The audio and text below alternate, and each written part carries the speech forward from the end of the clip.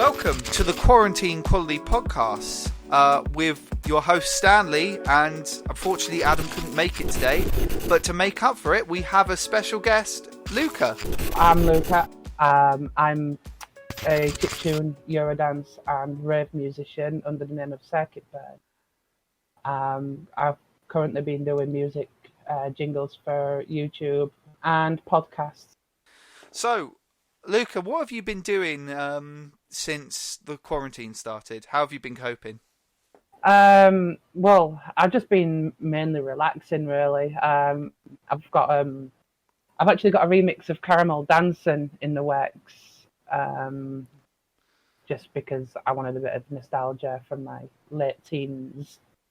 I've also released a track in a compilation under a bit of Chiptune, which is run by a girl called Cass, and there are artists with the likes of people like Cyanide Dancing in it.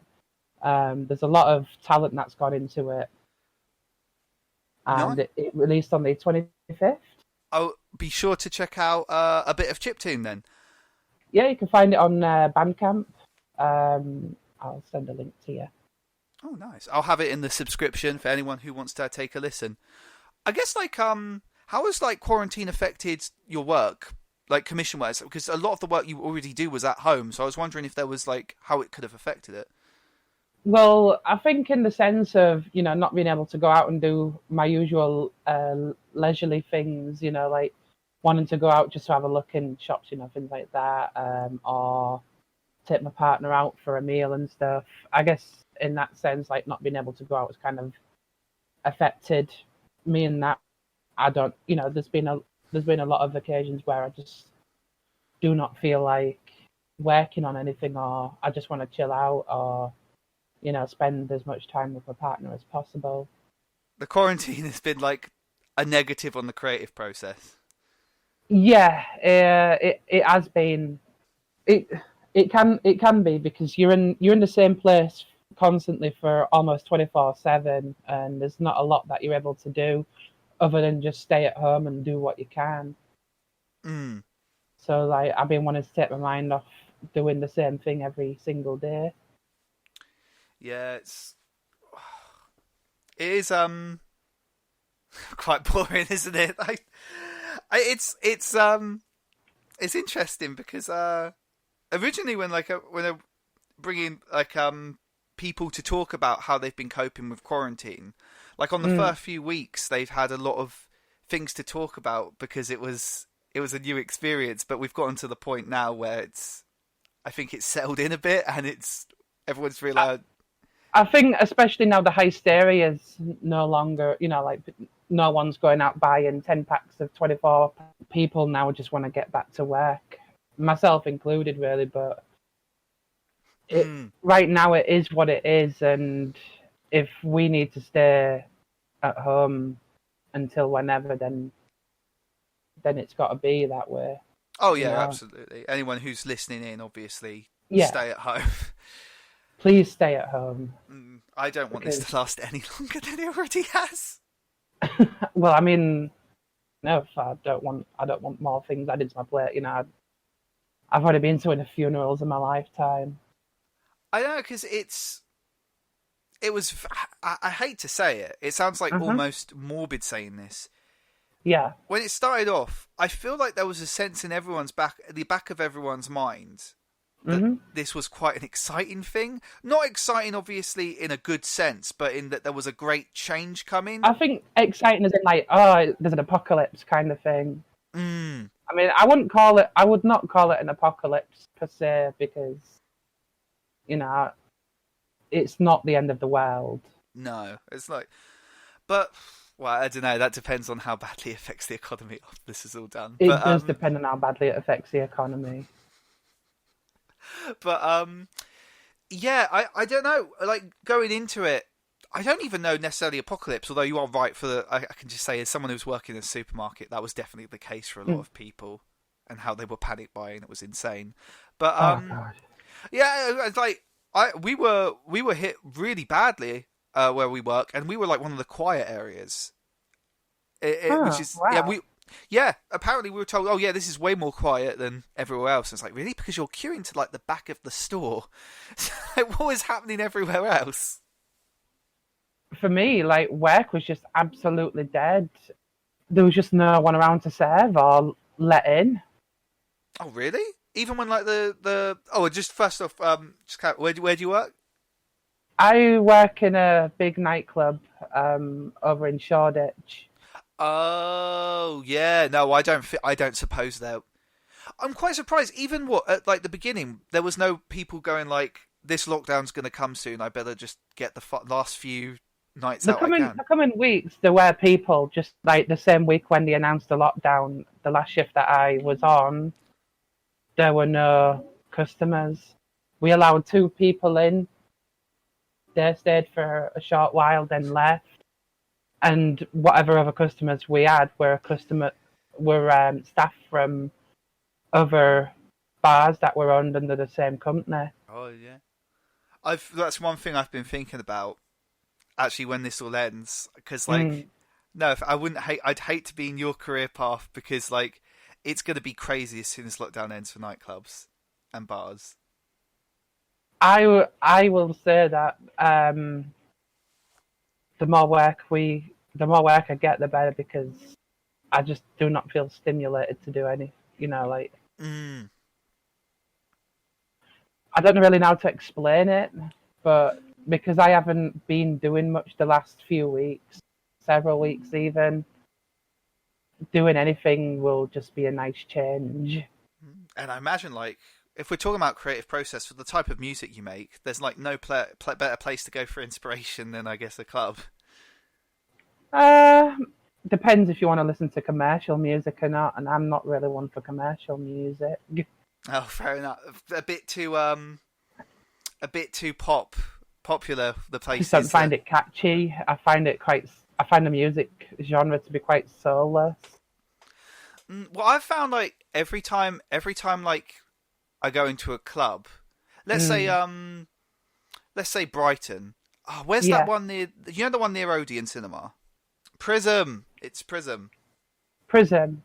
Yeah, I and like vaguely know it.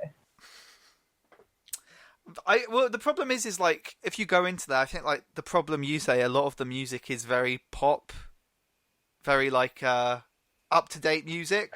And like the problem is like if you want to go anywhere fun, there's like this room where they play all like the 2000s like over the top pop songs. And to be honest, that's the only place really where anyone's having that much fun. Yep, the Ooh. music is just great at all. Like it's just music that you'll hear on the radio. You'll hear it wherever you go. I'm not one for it. If you were to pick like if there is one like song that you do like that plays on the radio constantly, like from a band, what would you pick? I honestly don't know. I really don't know what. I really don't know what's being played. Oh, fair enough. You've just completely separated yourself from the world of pop. Pretty much, yeah. Like I, when people say, "Oh, do you know who this is?" No. Oh, you've got to. It's everywhere. People are everywhere. Like I do not watch TV. I don't listen to radio. I listen to the niche things on YouTube, things like that. But I'm not really one to tune into a radio station or listen to things like Rihanna or you know Ariana Grande as another example. So I suppose like it's just you could just get so much more personalized, better stuff on the internet. I don't know why the people of our age demographic probably just won't be listening to radio or telly anymore. Mm. Just, I don't know. I'd say like whenever Clean Bandit goes on, I'm pretty happy. Still love Clean Bandit. I like their older stuff more though than their newer stuff. So I've never heard of them. you've never heard of Clean? Okay, no, I'm doing the exact same thing you said other people did. Yeah, I've never heard of them. Um, People are always surprised when there's a band that everyone knows and I've never heard of it.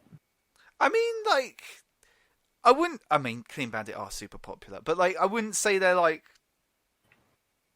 ultra popular. I don't know. I'd give Clean Bandit a listen. They're not like other pop bands. No, they They're got not, are they? They're no. They not. use a lot of orchestral music. I really like it. It's a lot of very somber. The original songs. Mm. I just you've Have you caught me listened to out. any? You've caught me out as a fake Luca. I've just done all the things you said other people do to you. You hypocrite. You're a hypocrite. Maybe. Hey, I can. There's some good pop bands out there. Some like Clean Bandit, which you should listen to. Or Convince me. I don't know. Clean How can Bandit. How are you able to convince somebody like me? Well, I just have to give you one song. Okay. And the song I would give you is Dust Clears. Clean Bandit, Dust Clears. Clean Bandit just clears. No, Dust, D-U-S-T, Dust Clears. Oh, dust clears. Yeah. That's the killer argument. If you can listen to Dust Clears and you don't like it, then I know what to say, because it's perfection, but... I will see. I'm shilling really hard now. No, so I mean that's an interesting topic though. Going into the creative process, did you like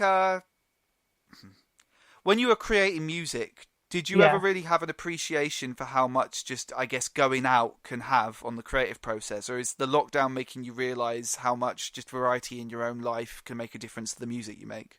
Yeah, it's made me appreciate now, like how how people in certain situations are not able to do the things that we normally can. Because there are people that don't have a choice but to go out and just go to the shops, buy what they need to, and go back home and the food or find it in another field. I really don't know what I'm talking about anymore. This is like I think it's really the lockdown has really set in. I think at this point it has. My insomnia has actually gotten really bad as well. Like being able to get less than 4 hours of sleep per night. Oh, for me, I'll be in mid-sentence and then I'll completely forget what I'm talking about sometimes. Well, I don't really suffer from any sleep problems, but I have just noticed that there's no logical sense to my sleep patterns anymore. There's no logical sense to anything when you're not in work during the lockdown. No, there's just not a lot to do. I'm really thankful I started making this podcast, because before I was making the podcast, I just spent like opposite to you. It wasn't that it was 4 hours. I had nothing else to do other than to sleep, so I just stayed in bed. It was really weird. I didn't feel the need to do anything. Yep, same. There's just not a lot going on. Oh. Let's get on to a more cheery subject then. Okay. Because it's just it's really settled in now. This is how badly it's affecting you.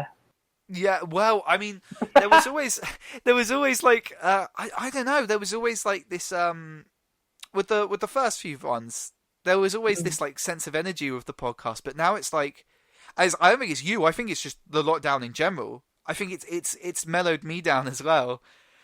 Like I said, there was just got no motivation to do anything. Well, no, it's the opposite, because I do really enjoy like learning new things. I've got tons of new hobbies I've learned, but like it's not exciting anymore. Like I said, it sounds like a horrible thing, because I don't want to make it sound like this virus was, exciting. That gives like a positive connotation. But like when you first started it, it was going to be like a massive change of things. I didn't, no one really knew what was going to happen. What was lockdown going to be like?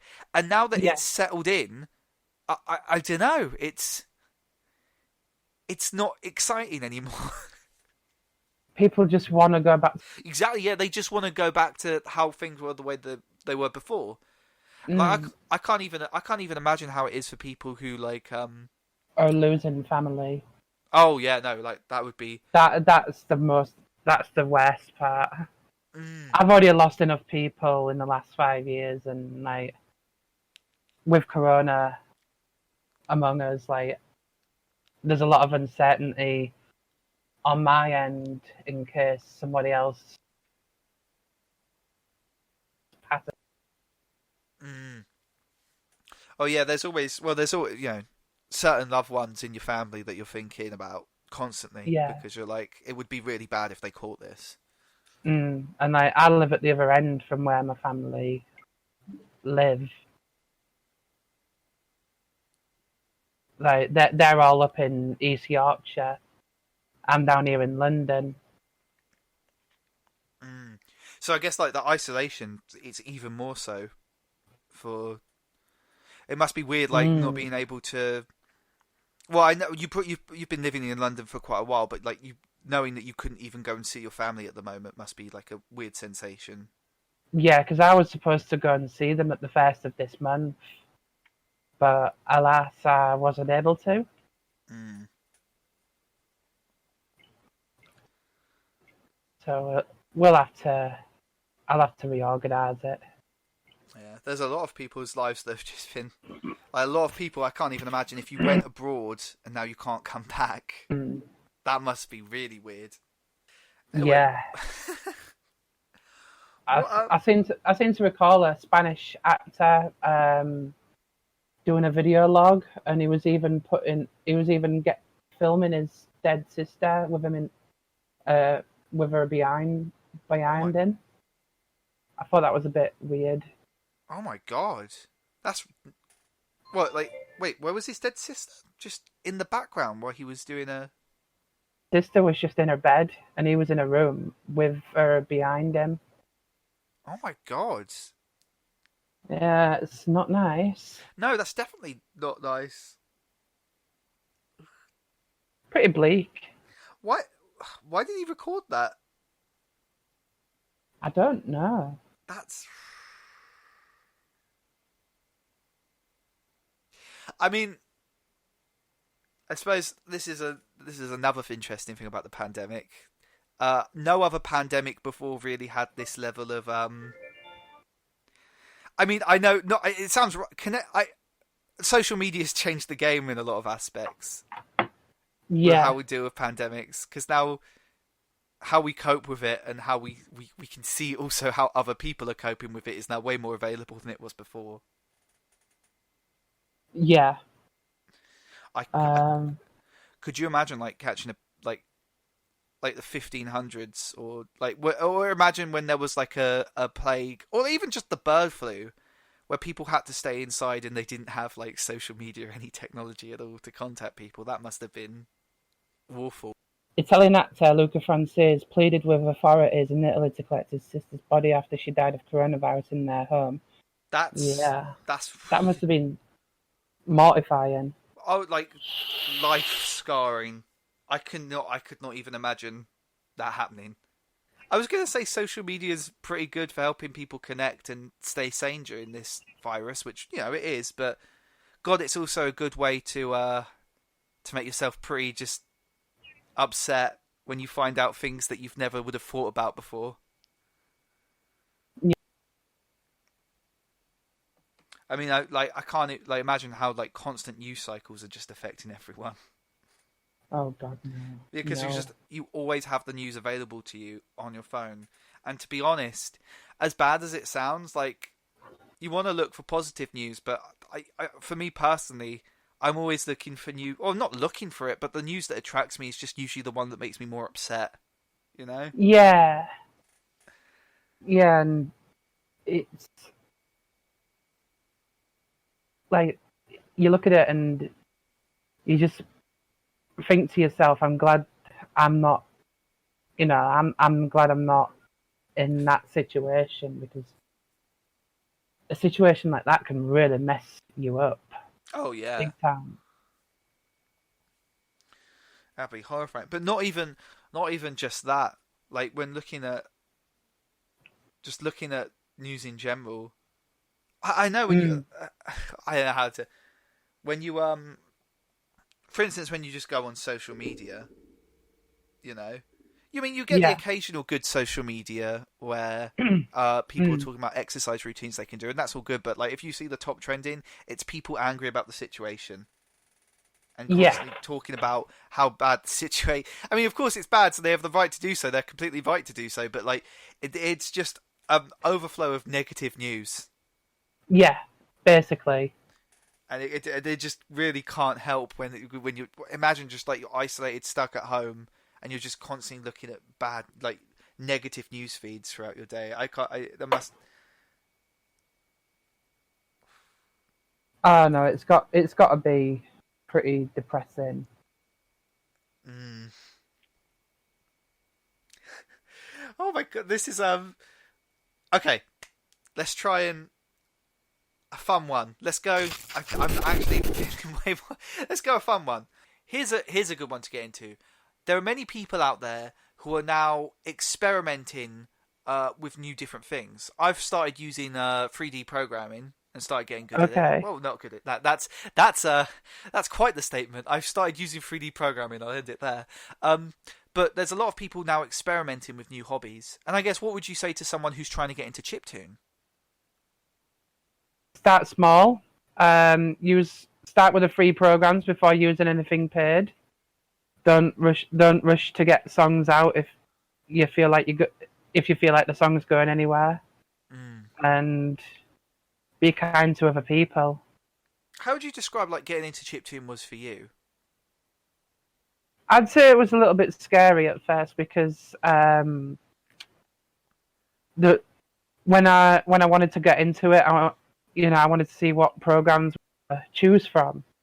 Now, a lot of people told me to start with LSDJ, like myself and other people. LSDJ is very hit and miss. Mm. I'm personally not a user of it anymore. I didn't really like the interface, so I've been wrong with other programs, Sunvox, OpenMPT. I wanted to get into Goat Tracker, but I finally settled on programs like Deflamask. That's a free one. Or if you want to get into the paid stuff, the Cog programs on Nintendo systems. What would you say about because obviously all of this requires you necessarily like having a Game Boy or a Nintendo system or any system really. Like, are there any good what's it called, Fake Bit you would recommend? Any good what? Isn't it? You see, I think you said it was Fake Bit. You know, chiptune that is not really chiptune. It uses It's more. still. I mean, I personally don't use the term fake bit because with the events that have gone on from around September, I feel like using the term fit bit is a bit elitist. Yeah. So, it is chiptune, as long as it keeps the chiptune integrity. Then, as far as I'm concerned, it is chiptune. Mm. Narrowing chiptune down to using original hardware and stuff becomes a bit elitist, Mm. and simply put, it does cause arguments within the community, like, oh, you've got to use original hardware, or it's got to play on original hardware, blah blah blah. Yeah. But I feel personally, as long as it keeps the whole, it sounds like then it can be classed as chiptune music, because a lot of chiptune music actually derived from the Amiga, which uses samples. Oh, and why is just to the less technologically inclined? Why is it using samples different from, let's say, using it on Game Boy or NES? Because the Amiga uses a sound chip which enables you to use samples. If you want to get a 12-inch vinyl, and there's a snare sound that you really like on there, you can cut out all of the other sound except for that snare sound. You've just got yourself a snare. Oh, I see what you mean. When, let's say, if you're creating music for that, you could gather a collection of sounds that you like from Yep, things, and turn them into actual instruments. whereas with an NES or like a Game Boy, from what I recall, a lot of It that is you have to. possible to it is possible to do it on say an NES because it has DPCM, but it'll be a very low bit sound. You can even do it with the Mega Drive. It was very popular with the Mega Drive because you can actually use PCM samples. I really like the Mega Drive / Genesis's whenever it was using sampling, because maybe it sounds like it didn't quite come out perfectly, but there was like this, I don't know, griminess to some of the sampling that was actually quite The appealing. decimation, Mm. the decimation is down to the sample rate. It's got its own charm. If you were to recommend any artist to look at for someone who's getting into chiptune, Yeah, who would you recommend looking at? for getting into chiptune, I would say LSDJ. There's a lot of tutorials out there, so you can get tutorials from people like Chipsoul, Saberpulse, Panda Star. Oh, really? Yeah, there's a lot of people out there that give out tutorials. Oh, that's good. And like, how musically inclined do you have to be to get into chiptune? Do you need to like have a basic understanding of I had zero experience when I started. Oh, do you have like more of a knowledge on music theory now? Oh, hell of a lot more. Oh. I'm much better at being able to understand things. Like I still can't read sheet music, but if I'm able to lay out melodies and stuff, then in my case, I feel like it's a little bit redundant in a way.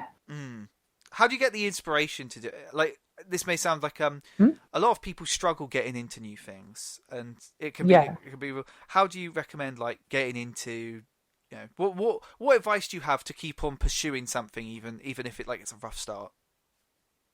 Even if it's a rough start, if you know of anyone that's already in the scene, there's a lot of people in chiptune that are willing to give out advice to new starters, and some people are even giving spaces for lesser known artists to be able to get their name out there by performing, because some better known artists will actually give up their spaces for the lesser known ones. Oh, nice. Would you I don't know if it's mean to do this to them, but would you know anyone who'd be like just willing to do that? There's a lot of people. Cyanide Danson, she's given up a lot to favour a lesser known artist. She's really good with things like that and very approachable. Okay, I feel like. Is there anything more you want to say about chiptune? Nothing that I can really think of, to be honest. Yeah, I feel like we covered a lot of the bases there. I think we've covered it. Nice. Well, thank you thank you for coming on, Luca. Yeah, don't worry. Remind everyone that you can look at Luca's. Where can we look at your work, Luca? SoundCloud at Circuit Bird. That's right. Yep, SoundCloud Circuit Bird to look at Luca's work. Is there any more social things you want to link out to? There's also my Twitter. It's at Circuit Bird. Nice.